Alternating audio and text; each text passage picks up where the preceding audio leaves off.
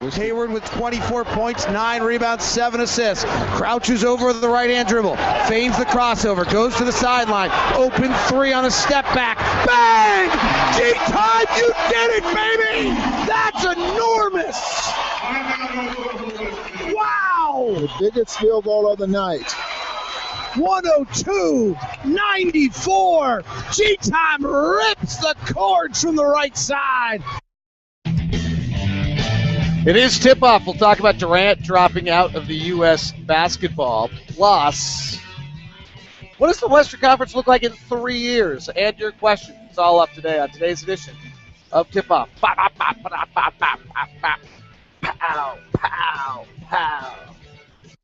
Hope you're doing well. Thanks very much. A little delayed today. I was trying to catch the live feed of the Australia-Finland friendly game, and of course then when downloading various ways to get that, I think I probably infested my computer with every virus known to man and then had to pull them all off the computer.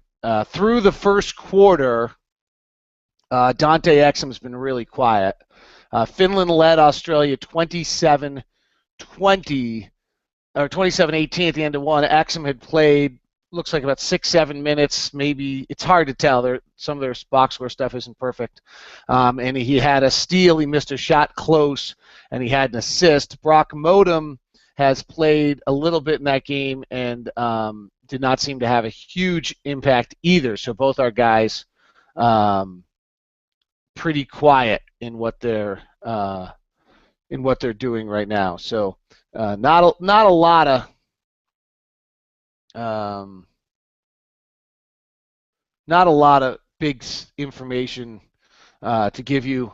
This international play will be interesting for Exum, and I think it will probably tell us a lot of stuff that we already know, which is, hey, he's really, really talented. He's really, really fast. He's really, really long, and he's really, really young. I'm guessing there'll probably be some days where against lesser opponents he kills them, and then I think he's going to have some tough days along the way as well, because I just kind of get that. That seems to be where everybody is. Now what's going on? Who knows? My computer's making sounds and wants me to do things, and all in the name of Dante Exum. Tell you, he's trouble. That youngster is trouble. No. All right, big news yesterday was Kevin Durant pulled out of USA Basketball, saying he was exhausted. Who knows? What the real story is. I don't think that is the real story, quite frankly. I think it's worth noting that the Thunder did not allow Steven Adams to play for New Zealand this year, and I'm sure the Thunder were probably wishing Durant not to play, and were probably asking him to not play, and then when all of a sudden you end up with the Paul George injury, maybe that pushes Durant a little bit in that direction. I can't necessarily speak to that. Who knows? Maybe, as I said yesterday, maybe the Under Armour deal is all part of something that they want him to do. See what he does over the next period of time. It's interesting for Durant to say he's tired because he's the guy who always plays. There's actually been a murmur around the league about Durant that he plays too much, that there's a concern on him that he never stops playing and that he plays too much. So should be curious to see whether or not that ever gets to the point in which it's a bigger issue. But so he has stopped out. What it means for us is frankly, that Gordon Hayward's got a beautiful chance to make this team. And as I've said this whole time, I think this is, not only does he have a chance to make the team now, he's really beginning to play. You start to look at that roster, and I think they'll have to play James Harden and Klay, as a 2 or 3, and Klay Thompson some there.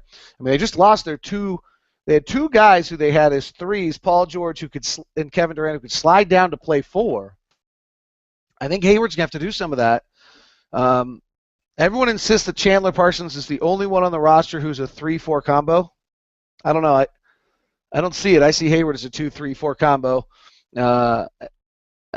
He's short for that by an inch and a little less reach than Chandler Parsons. Parsons' reach is bigger, and he's an inch taller, and maybe that that's a pretty big deal. But I think you can see that. Paul Millsap has been cut already, so Kenneth Faried suddenly becomes a viable player for some time on this team. This team's going to have some tough days. I think it's going to be the Anthony Davis coming out party is what's going to happen for this team, is that Anthony Davis is now going to have to pick up the slack and really become the man. He and Harden and Lillard will, and Irving and Rose. I also think this probably means that Damian Lillard makes the team.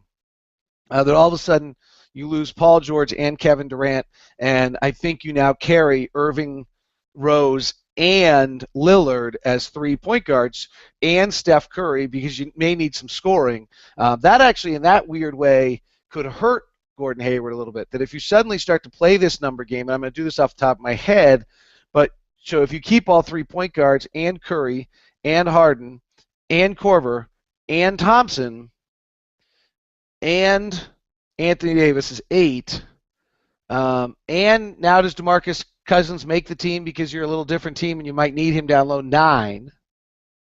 Now it's getting a little. Now you got DeRozan, Chandler, Parsons, Gordon Hayward. It's getting a little tighter. I'm forgetting some players in there. So Faried. There's actually a funny way where this, as I played with the roster last night, I actually thought this could work against Gordon. But if he makes the team and plays well and shoots the ball, he's going to get some time. And this is a huge deal for the Jazz. Huge deal for the Jazz that if Gordon can make this team. So let's keep rooting for it. Hope he plays well. All would be great about that. Let's take a second. With the Kevin Love deal going down, here's the thought I had yesterday. I think that gets interesting. If you look at where we are, I think we have another developmental year here. And I don't want to be put on, guaranteed on these things, but 14-15, I'm not sure. Dante's going to get a lot of time. He's young. Hood's developed. A lot of pieces there that are nice, but nobody's over 25 years old, and so all of a sudden I think you look at this team and realize, hey, the wins are going to be hard to come by. Minnesota's probably, after the Love deal, less good than we are, and LA is probably good in the Western Conference, and so we probably sit around that spot in the Western Conference, and I feel like we've made some strides in our better team, but on the other end, frankly, if you go look at Western Conference history, if you're the third worst team or second worst team, your win total is pretty well set to what it is. So let's say this year is still a developmental year. Then you go to 15-16, and in 15-16, let's say we make a step. We're not a playoff team yet, but you see the improvement. And in 16-17, we're ready to knock on the door of the playoffs. I think that's kind of where we're hoping to be. We've added another nice young piece after last year, and you have Exum now in your third piece, and all of a sudden Hayward is 27 and Favors is 26, and if Alec's still with us, if everyone's still with us, Alec is 26, and Kanter's 25, and Dante's 22, and Trey's 24. I mean, you just kind of have this group in there, and you're ready to knock on the playoff door. What gets interesting to me is if you suddenly look at what the Western Conference looks like in 16-17. Playing around with it, to me, the way it looks, and I'm going to go with some assumptions here, but the Clippers would kind of be the favorite at that point. Chris Paul would be 32 years old, probably on close to his last legs, just the way his body is gone. And Blake's 28, and they're holding on to try to put it together. Portland might, at that point, look like it has the second best core. At LaMarcus at 32, Batum at 28, Lillard still kicking butt at 27. The Rockets would have Dwight Howard at 31, James Harden at 27, and whatever else they've added since. And you can see that the door starts to open up a little bit. I think New Orleans would probably be kind of coming an up-and-comer with Anthony Davis at 24, Anderson at 29, but I don't really like anybody else on that roster. Who do you put in after that? Maybe Utah suddenly knocks in. Is Golden State's got to be in this mix somewhere? Put Golden State, but I think their roster will be dramatically different. But by that time, Iguodala's 33, Lee's 34, Curry's 29, Bogut's 32, Thompson's 27. Is that really the core they're going with? If they are, that's their last gasp. And then you start to look around, and you can see where, I don't know who Phoenix is. They just have so many pieces. They're going to have a hard time putting this thing kind of similar to where we are. How does it all mix eventually? Dragic would be 31 at that point. San Antonio's finished. They have Kawhi Leonard at this point, but unless they've done some beautiful building job. I think Durant leaves Oklahoma City in 2 years, and Westbrook follows. So by 2016-17, Clay Bennett and his cronies are all sitting around dealing with the reality of the league. Memphis will maybe on their last gasp with Gasol at 32, and possibly somewhere else after free agency this year. Conley's 29 and Zach's done. Denver has a nice group of players, no stars, but solid players in there, and they're probably, right there with us. The Lakers, who knows who they are in any way, shape, or form. They have Julius Randle, no one else. Dallas is done because Dirk will be done by 2016-17. And, you suddenly look, and Minnesota will be similar to where we are with young pieces. Rubio will be 26, Wiggins at 22. But they'll be missing that Hayward Favors kind of stability. They'll still be kind of maybe even where we are right now. They'll still have Pekovic in there as well, though, with his contract. But I'm not sure what players. So you kind of look at this, and if you look at the Western Conference in 2016-17, you kind of have the way I look at it, I have the Clippers and the Warriors kind of on their pushing toward with Portland and Houston pushing toward the elite teams. Obviously, lots of things can change between now and I have Durant leaving the Western Conference at this point. He obviously could go to the Lakers, and then suddenly the Lakers are in this mix. He could go back home to Washington. He could go wherever Under Armour wants him to go, frankly. The Rockets are sitting at, so there's these four teams, the way I look at it, the Clippers, Portland, Golden State, and the Rockets, who have their lead dogs are in their 30s. They're making the push. Howard 31, LaMarcus 32, Chris Paul 32. They have their nice young players around them. And Golden State with Iguodala at 33, Lee at 34, Bogut at 32. Obviously, there's contracts have to be done in player movement, and lots of things can change. We're seeing that. And then you have kind of the young, up-and-coming teams. New Orleans, I think, is on the forefront of that with Anthony Davis at 24. And then I think you have the Jazz, depending, is somebody ready to be a star and make the burst at 22? Is Hayward at 27 ready? Is Favors at 26 doing more?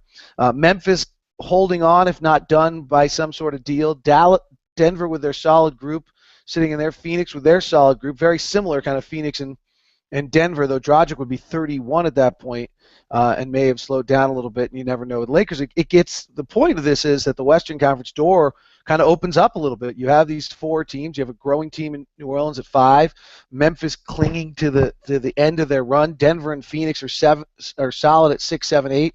Minnesota's probably a step behind. Lakers, who knows? Dallas, Oklahoma City, and San Antonio are probably, staples of the Western Conference are probably in rebuild as we hit this moment of being ready to go in 17-18, and then or 16-17, and then if you kind of look at 17-18, suddenly Paul's 33, and LaMarcus is 33, and Bogut's 33, and Iggy's 34, and here we come. Anthony Davis is now 25 and really ready to kick some butt, and Memphis is now officially done, and maybe Phoenix has put this thing together and found some star players, though they don't have that, and at that point maybe Exum really is a star at 22 and whatever draft pick we had last year, and we've pieced together, the doors are opening up, the progression. It's long and it's going to have a lot of days to it, but you can see where some of these things are actually lining up, possibly to what's going on with the Jazz. All right. Let me go to the questions. The first question, though, I don't have any idea about Luke Staley's comments. Maybe somebody in the chat room can help me out. That David James, I guess I can look it up on Twitter. David James retweeted out Luke Staley's comments. I probably should. Who's making noise? Fritz is making noise. I guess I probably should know these things since I'm going on with them in a little bit. Yeah, I don't see David James having tweeted anything either. So, all right. So, yeah, I don't have. I think we're making stuff up. All right, let's go to Taylor. The Jazz potentially have 4 players: Hayward, Exum, Gobert, and Brock Modem in the FIBA championships. What other team out there is represented as well? I don't know, actually. I haven't looked at it like that. I don't know.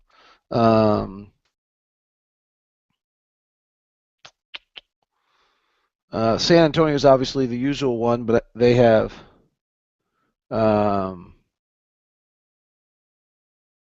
don't know the answer. I apologize. I don't have because I don't actually have any. I haven't looked truly and seen who's everybody's rosters are. So Taylor, I'm sorry, I don't know. But I mean, we're well represented. I think France plays today too. I think there's actually an interesting matchup, isn't it? Tomic versus Gobert today at some point. I think is a matchup that's out there. So I think that there's something out there in that matchup. So these are all friendlies, though. You never know. Coaches aren't playing all their stuff, doing other things. They're probably just trying to see how guys work together. Latest update on our. I took that window down. I was going to give you the latest update on Dante Exum's box score, which would really be stupid since this is a podcast, and you can go find it at any point in time all by yourself. And by the time you watch this, the game's probably over, and 3 people have tweeted what the box score is. Also, I would say that if this box score hasn't moved at all, there's absolutely been no movement. This game has been 27-20 for the entire time that I have been talking to you. All right, that is tip-off today. Have a great weekend. Hope you get out to enjoy the tour of Utah. If you go and see the Queen stage, I'll be on the road and somewhere where the Ultimate Challenge collapsed, not making it all the way to the top of Little Cottonwood. No intention of finishing that ride, but we'll try to do 80 miles of it or something. All right, see ya.